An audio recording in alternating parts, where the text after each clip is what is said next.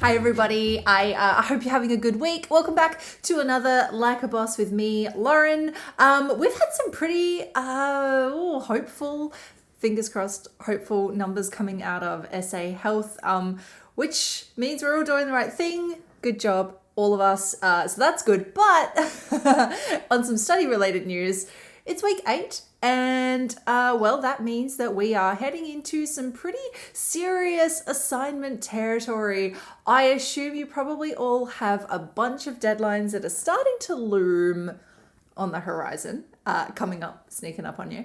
And so you also are probably dealing with some of the anxiety of studying from home and managing how you're going to keep on top of some of the deadlines, especially because we no longer have that point of contact constantly that sort of helps us stay motivated and helps us stay on top of things.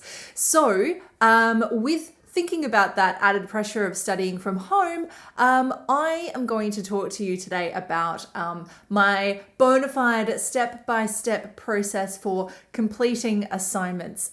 It's tried, it's tested, it's what I use to write pretty much everything, including these episodes. So let's get into it. So the first thing I'm going to do is talk about planning. Now, you guys, if you've been watching these videos, you know by now that I love a good goal-orientated plan. And so that is where we're going to start because it feels so good to me. I love a plan. So number one in our planning process is to analyze the task. Now, this is a step that I feel from my experience and all my years as a tutor and as a student learning advisor that students often don't spend enough time on. And I have seen so many of you really struggle with this part of the process. So here's a few things to keep in mind when you're looking at analyzing the task. Firstly, what is the language of the question? So I want you to identify the key content words. Now, the key content words are those that relate to the topic, okay? So to your subject. Then I need you to identify the key task words. These are the words that tell you how to approach that topic. Words like discuss, analyze, explain, compare and contrast. It also includes two very important, often overlooked words, why and how. Very big difference in a question that asks you why something happens versus a question that asks you how it happens. So pay attention to those. Next, check the rubric. Okay, because quite often the rubric can reveal extra information to us about things such as research requirements or the depth of critical thinking that's required. And they can also give us some hints sometimes as to how to structure the assignment. Next, consider what core concepts and knowledge you already have and what you will need to research. So think about, do you have access to important readings and resources for this topic? Or do you need to go and find those yourself? How many resources are required and what kind?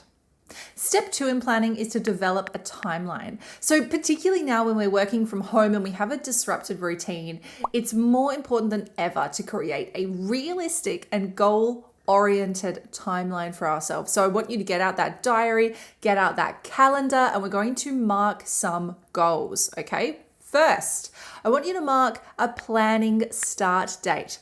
So start at the due date for your assignment and work backwards. Consider the length and the weighting and the research requirements and estimate a start date. I recommend about 3 weeks for something like a 2,000-word research essay. Next, write a research start date. This should come a couple of days after that planning start date. How long you spend on this will be determined by what you discovered about the research requirements and your current knowledge when you were analyzing the task. Next, I want you to put in a completed first draft date. It's important to leave several days, if not a whole week, between your completed first draft and your submission date. And this way you have some time to edit, to proofread, and if you run into some trouble and you would like some feedback from, for example, the Online Learning Lounge or from Studiosity, you have some time. Now, lastly, remember to leave a day for Turnitin if you'd like to get your report back before you submit. Part 3 is brainstorming, and this is another part that I think that students often don't spend enough time on. You guys just love going straight into the horror of the blank page without giving yourselves a shot at beating it, don't you? It drives me crazy. So, sorry, not all students. I know not all of you do this, but here's some tips. I like to call this the brain vomit part of the process because this is where I'm literally just like purging all of my ideas onto a page without any restrictions. It's basically about figuring out what I know, what ideas I have, and exploring the possibilities of how I might approach this topic. So some techniques you can use include trying a mind map. Mind maps are really useful because they help us visualize information, which allows us to see connections we might otherwise miss. They can also help us to create hierarchies of ideas so we can see how one idea is connected to each other in a chain and what are the links between those. You can also see what are your most relevant ideas and what are some of the things that you might leave out for this one. By doing your brain vomit or your mind map, you're going to figure out what you already know, and this will reveal where the gaps are. So what do you need to research? Another thing you want to consider is if you're developing an argument, do you already have a position? What other positions might exist? And what premises or key ideas do you have that will support this position? Another thing is what theories or key topic concepts are relevant? And can you think of any specific and tangible examples that are going to help you demonstrate your ideas? The last part of the planning stage is to take this mess of ideas and turn it into a structural plan. So now that you have an idea of what you want to write about, we want to turn this into a provisional structural plan. I say provisional because it can change. And this is going to break down each key point and give you some guidance as you write. I consider this to be seriously, the most important step in the process. Okay, I will say that again. This is the most important step in the process, for me at least. And you can trust me because I'm good at this. So to do this, consider using headings. And in those headings, you can pop in what the key idea for that paragraph is, and you can estimate a word count. You can delete these later, remember, but it's about giving you an idea of how the essay is actually going to be broken down. So use dot points to outline each main idea and the evidence that will support them, and any relevant examples. You can see the example that I prepared specifically for this video, so it's a little bit silly, but it is just about helping you to visualize what this plan might look like. Now, you may need to do some research before you can outline your ideas really clearly. Remember that this is a very fluid process. It is okay to move back and forth between planning and research. And indeed, you should do this. You should start a bit of a plan, go and do some research, then take those ideas from your search, insert them where they're relevant in the plan, see what's working, see what's not, revise, continue, etc. So this leads me to the next part of the process, research. So it's really rare that you can approach an assignment without doing any research. And while we can't access the library physically at the moment, the library and its resources and its staff are still there. So if you do need to book an appointment with a librarian to get some help using the library's resources, you can still book a one-on-one session online. And of course, the digital collection is still available for you at home. So the first thing with our research is we want to consider what kind of research is necessary and from what sources. So I want you to use some of the key words and concepts that you came up with in your plan to help guide your research. This will make your search terms far more specific than if you were just using some of the content words from the question, for example. And importantly, so importantly, keep track of your references as you go. There is nothing worse than when you've paraphrased or you've got a direct quote and you've forgotten to write down who said it or what page it's from. Trust me, I know. So keep track of your references. So the next step is drafting. And this is another super important step amongst a whole all of these steps are super important. But basically what you submit should not be the first thing that you have written. Let me say it again for you. What you submit should not be the first thing you've written. Oh, listen, it sounds beautiful, doesn't it? The great benefit of drafting is that, okay, so not only does it help us get our structure and our language and figure out all the problems with our work, but it also helps us to avoid cognitive overload. So basically, if you have a really good plan, you're really just then stressing about how you need to translate that plan onto the page. You don't have to worry about the content, the evidence, the structure, like all of these things that we can be thinking about if we just sit down with a blank page to start writing. Instead, you know exactly what you need to do in the order that you need to do it because you've got that plan. So you just now need to, write it into full sentences.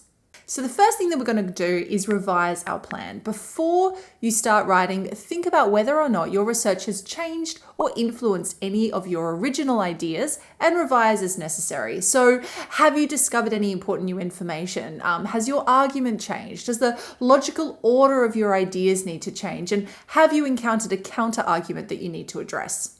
And then finally, we can start writing. And what you'll hopefully find is now that you have that solid plan, the writing process is going to be so much easier. No more panic staring at that blank page. So from here, chunk your time. Concentrate on each key point or paragraph when you're writing. Perhaps make it the goal of a single study session and turn those dot points into full paragraphs one by one. Consider how each idea develops logically and is linked to evidence and examples. And use this draft to test out which ideas work and which don't. Remember that this version doesn't need to be perfect, so you can take the pressure off yourself and just write. And you've got some time to get some feedback if you need it. The Learning Lounge has moved online and is accessible via Flow, and Studiosity is available out of hours. Then we get to the editing stage. Now, as a writer and a former professional editor, I am here to tell you that editing and proofreading are not the same thing. They are two different processes with two different objectives, and it's important to spend a little bit of time doing each. So firstly, we have the structural edit. The structural edit is where you're looking to rework the content and the structure of your draft. It's really about thinking about the big picture rather than the tiny little details. So this means it includes reconsidering the order of your ideas. Are they most logical? Creating clear connections between your points, rewriting for clarity or for better expression, and deleting or rewriting any weak points. I also recommend that at this stage, you check your draft against the assignment criteria and the rubric. Then we get to the proofreading stage, and this is where we're looking for what in the editing business we call copy errors. These are the little things that you'll find at the end, and it includes things like your sentence structure and expression, your grammar and punctuation, and any last fact checking. And if you struggle with this, I suggest that you try reading your work out loud. Often our ears will hear what our eyes don't see. You've made it really far, but we're not quite done. The last step is to just go back through and double check your references with a fine-tooth comb. So you want to look out for any formatting and accuracy errors in your in-text references. Ensure that your reference list is complete, that it's formatted correctly, and it's in alphabetical order. Now you're ready to submit to turn it in. So make sure you do this in advance so that you've got some time to read that report. If you need any help understanding that report, you can get some with the online Learning Lounge. And then that's it. You're ready to submit. Congratulations, you made it. Now, I hope that this has helped those of you who might be struggling with the motivation or who are trying to figure out how to stay on top of your assignments while you're studying from home. It is much more difficult to stay on track when we're away from campus and away from those sort of direct contact that might help to keep us motivated. But for some additional input, I'm really pleased to introduce you to a couple of our students who are going to talk to you about their experiences with getting their assignments done. We have Susie, we have Sean, Sideth, and Indiana. My name is Susie. I'm a fourth year student here at Flinders, studying molecular biology, mathematics, and biochemistry. I think one of the most challenging aspects of keeping up with assignments while studying online is not being able to collaborate with other people in your classes easily, or maybe being able to ask the people that sit next to you for help if you don't understand something. Usually in my classes, I might have asked my teachers if I was having trouble with a particular question on an assignment and at the end of a class, but that's not really possible at the moment. So I'm finding that a little bit challenging. The most challenging part of keeping up with your assignments while being stuck indoors most of the time is actually just getting the motivation to get up and go to class and not get distracted by the millions of other things going on in your house or the other things you need to do.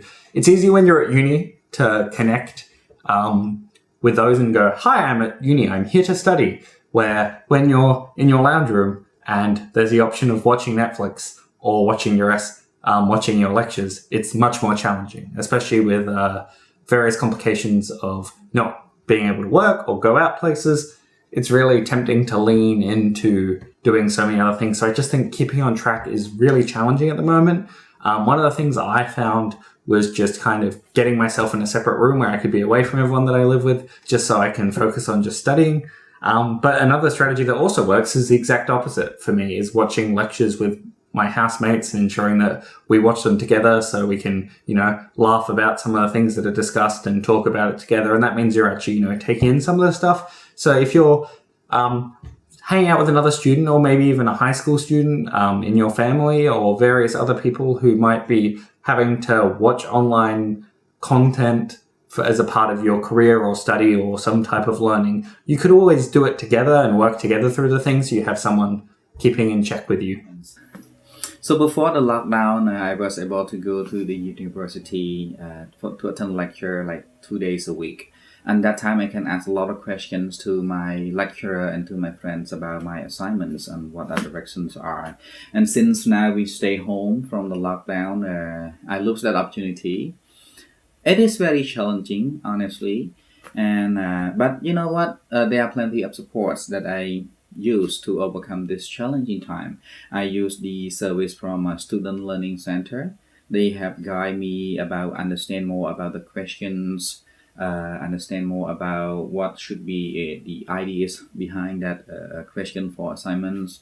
And when I create a draft or something, I can use a service from a Studio City. So this kind of support, it makes me feel that we are being taken care of. Honestly, I feel that I'm not alone.